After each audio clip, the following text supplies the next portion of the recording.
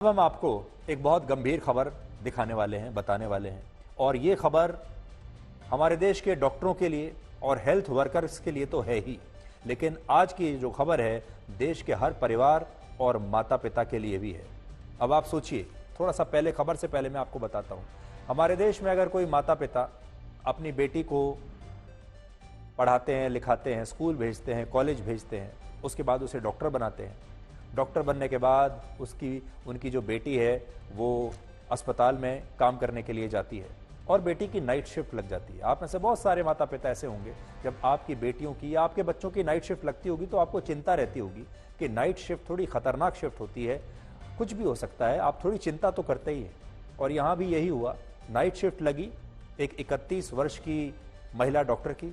और ये night shift जो है, अब मैं आपको वही बताने वाला हूं कि कैसे इस नाइट शिफ्ट ने कोलकाता की एक 31 वर्ष की महिला डॉक्टर की जान ले ली।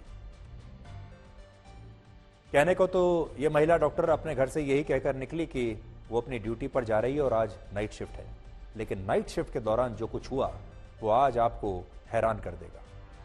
नाइट शिफ्ट के दौरान एक दरिंदा इस अस्पताल में आया।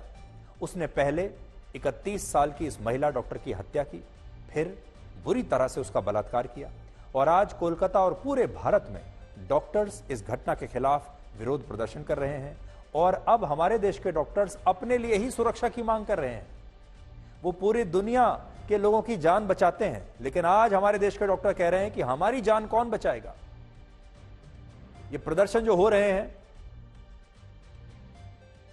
इसके बारे में हम आपको बताएंगे। देश के कोने कोने में आज हेल्थ वर्कर्स और डॉक्टरों ने प्रदर्शन किया है। और हमारे देश में डॉक्टर्स को भगवान का रूप माना जाता है। हमारे देश में आज भी डॉक्टर्स का बड़ा सम्मान किया जाता है। आपको याद होगा, डॉक्टर को आज भी डॉक्टर साहब कहकर बुलाते हैं लोग। जब पेशेंट जाते हैं तो डॉक्टर साहब कहते हैं। डॉक्टर को भगवान का रूप माना जाता है। डॉक्टर के सामने बड़े से बड़ा शक्तिशाली व्यक्ति भी हाथ जोड़कर खड़ा हो जाता है। लेकिन अगर उस डॉक्टर की जान खतरे में आ जाए, वो डॉक्टर जो दुनिया की जान बचाता है, अगर उसकी जान खतरे में आ जाए तो उसे कौन बचाएगा? इस पर हम बात करेंगे, लेकिन उससे पहले ये घटना आपको बताते हैं। ध्यान से आप सुनिएगा, खास तौर पर माता पिता जो हैं उन्हें सुनना चाहिए। ये घटना 8 और 9 अगस्त की रात की है, जब कोलकाता के राधा गोविंद कर मेडिकल कॉलेज से एक ट्रेनी डॉक्टर की लाश मिली। इस डॉक्टर की उम्र 31 वर्ष थी, जो उस दिन 3 और डॉक्टर्स के साथ नाइट ड्यूटी पर थी। इनमें 2 डॉक्टर चेस्ट मेडिसिन डिपार्टमेंट से थे और एक ट्रेनी डॉक्टर थी और एक कर्मचारी अस्पताल के हाउस स्टाफ से था। यह सारा नाइट शिफ्ट का स्टाफ था। पुलिस का कहना है कि उस रात इन सभी डॉक्टर्स और कर्मचारियों ने साथ में खाना खाया। इसके बाद यह महिला डॉक्टर रात को करीब 2 बजे सोने के लिए अस्पताल के सेमिनार हॉल में चली गई।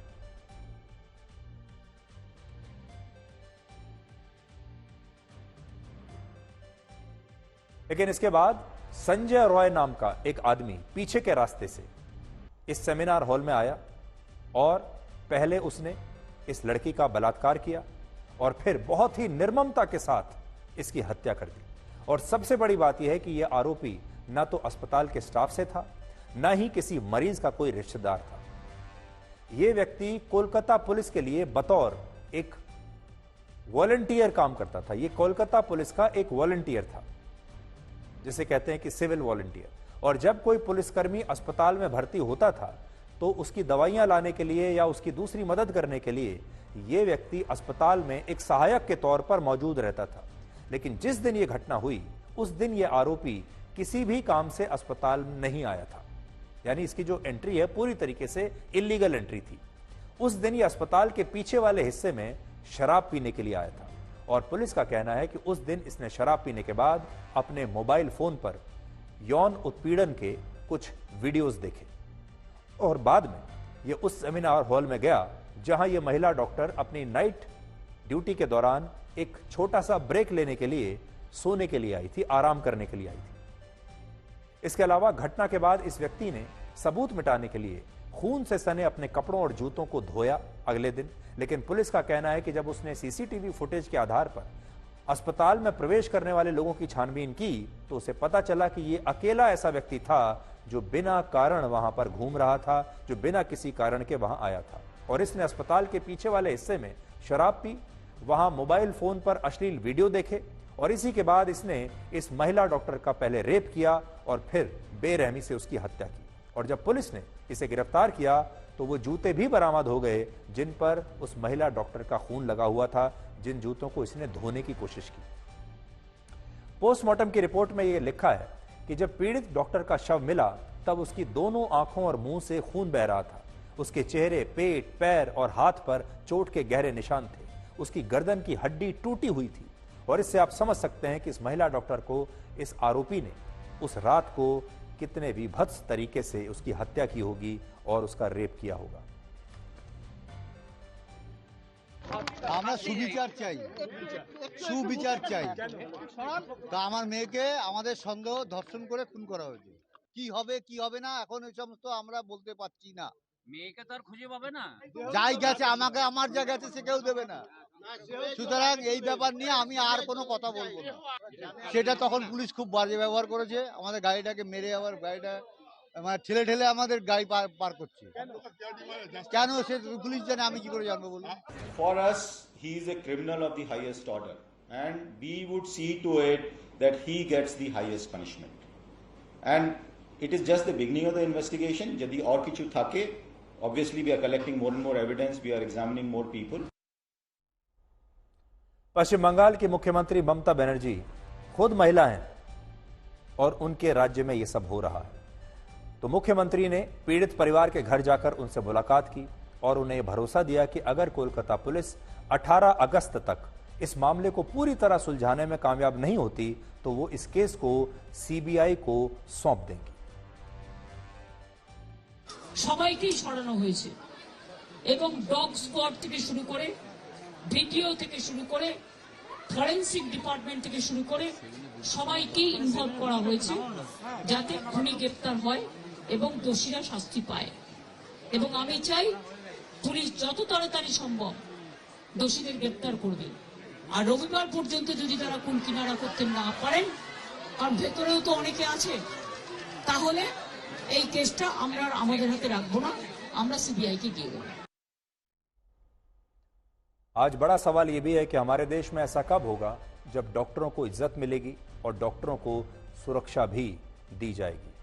आप खुद सोचिए, एक परिवार अपनी बेटी को पढ़ाता लिखाता है, डॉक्टर बनाता है, लेकिन जब वो बेटी एक अस्पताल में प्रैक्टिस कर रही होती है, पढ़ाई कर रही होती है, काम कर रही होती है, तो उसके साथ इतनी बड़ी घटना हो जाती है। और ये सब भी उस देश में हो रहा है जहां 1108 लोगों पर सिर्फ एक डॉक्टर है।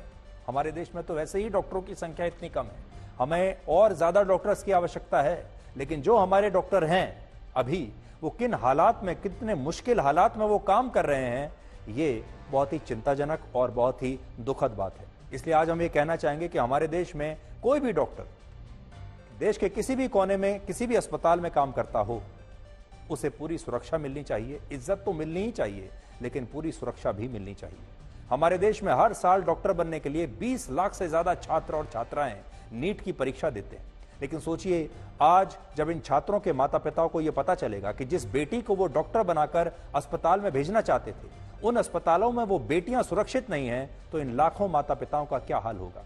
इस घटना में भी अगर इस आरोपी को अस्पताल के पीछे शराब पीने से रोका गया होता, उसे अस्पताल में अंदर आने से रोक दिया गया होता, तो इस डॉक्टर की जान न जाती और ये महिला डॉक्टर आज जीवित होती। यानी अगर आप देखेंगे तो सुरक्षा को लेकर चूक ही चूक है। इस तरीके के लोग अस्पताल में पहुंच जाते हैं, वहां शराब भी पी लेते हैं, शराब पीने के बाद अस्पताल के अंदर वार्ड में भी चले जाते हैं, सेमिनार हॉल में भी चले जाते हैं, बलात्कार करते हैं, हत्या करते हैं और रोकने वाला कोई नहीं। हमें ऐसा लगा था कि निर्भया के हादसे के बाद जो 2022 में हुआ था, माफ कीजिएगा 12 में हुआ था, तब से लेकर अब तक शायद देश में कुछ जागरूकता आई होगी। तब से लेकर अब तक हमने कानूनों को इतना सख्त बना दिया है, सजा इतनी सख्त कर दी है, लेकिन उसके बावजूद इस तरह की घटनाएं हमारे देश में रुकने का नाम नहीं ले रही।